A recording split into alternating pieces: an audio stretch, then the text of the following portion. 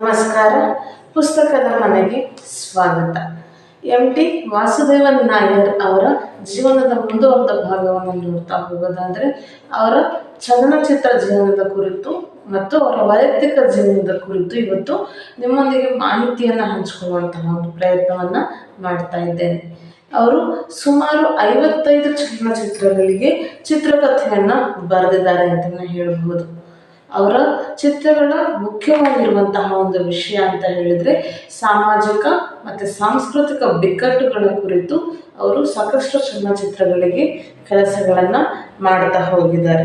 ಅದರ ಜೊತೆಗೆ 1973ನೇ ಇಸ್ವಿಯಲ್ಲಿ ನಿರ್ಮಾಲ್ಯಂ ಅನ್ನುವಂತಹ ಒಂದು ಚಿತ್ರದ ಮೂಲಕ ನಿರ್ದೇಶನದ ಒಂದು ಕೆಲಸವನ್ನು ಕೂಡ ಅವರು ಪ್ರಾರಂಭ ಮಾಡ್ತಾರೆ. ಅದರ ಜೊತೆಗೆ ಪೂನಾದಲ್ಲಿರುವಂತಹ ಚಲನಚಿತ್ರ ಮತ್ತು ದೂರದರ್ಶನ ಸಂಸ್ಥೆಯಲ್ಲಿ ಅಧ್ಯಾಪಕರಾಗಿ ಕೂಡ ಅವರು ಕೆಲಸವನ್ನು ಮಾಡಿದ್ದಾರೆ. ಅದರ ಜೊತೆಗೆ ಚಲನಚಿತ್ರಕ್ಕೋಸ್ಕರ ಅವರು ಸಾಕಷ್ಟು ಪ್ರಶಸ್ತಿಗಳನ್ನು ಕೂಡ ಪಡ್ಕೊಂಡಿದ್ದಾರೆ. ಇದರ ಜೊತೆಗೆ ಎಂ.ಟಿ. ವಾಸುದೇವನ್ ನಾಯರ್ ಅವರ ಒಂದಷ್ಟು ವೈಯಕ್ತಿಕ ಜೀವನಗಳನ್ನು ನೋಡ್ತಾ ಹೋಗೋದಾದರೆ, ಅವರು 2 ಬಾರಿ ವಿವಾಹವಾಗ್ತಾರೆ. 1965ನೇ ಇಸ್ವಿಯಲ್ಲಿ ಬರಹಗಾರ್ತಿ ಮತ್ತು ಅನುವಾದಕಿಯಾಗಿರುವಂತಹ ಪ್ರಮೀಳಾ ಅನ್ನುವಂಥವ್ರನ್ನ ಅವರು ಮೊದಲನೇ ಬಾರಿಗೆ ಮದುವೆ ಆಗ್ತಾರೆ. ಮತ್ತು 11 ವರ್ಷಗಳ ನಂತರ ಅವರಿಬ್ಬರು ಬೇರ್ಪಡ್ತಾರೆ.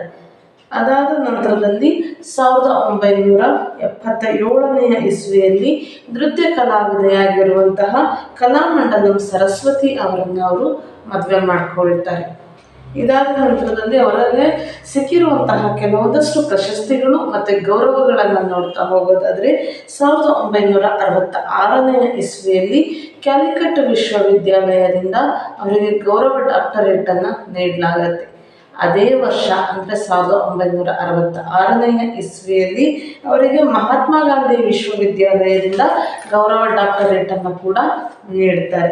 ಅದರ ಜೊತೆಗೆ 2008ನೇ ಇಸ್ವಿಯಲ್ಲಿ ನೇತಾಜಿ ಸುಭಾಷ್ ಮುಕ್ತ ವಿಶ್ವವಿದ್ಯಾಲಯದಿಂದಲೂ ಕೂಡ ಅವರಿಗೆ ಗೌರವ ಡಾಕ್ಟರೇಟನ್ನು ನೀಡಲಾಗುತ್ತೆ.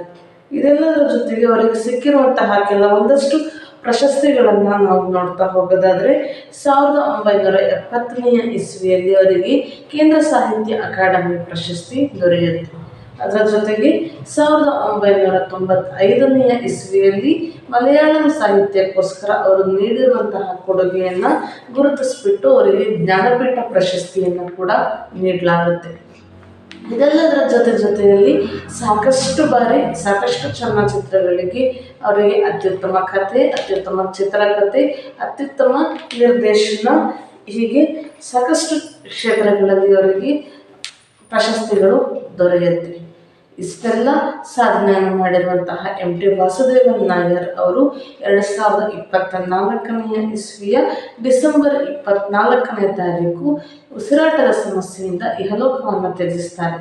ಇದಿಷ್ಟು ಎಂ.ಟಿ. ವಾಸುದೇವನ್ ನಾಯರ್ ಅವರ ಕುರಿತಾಗಿ ಒಂದಷ್ಟು ಮಾಹಿತಿ.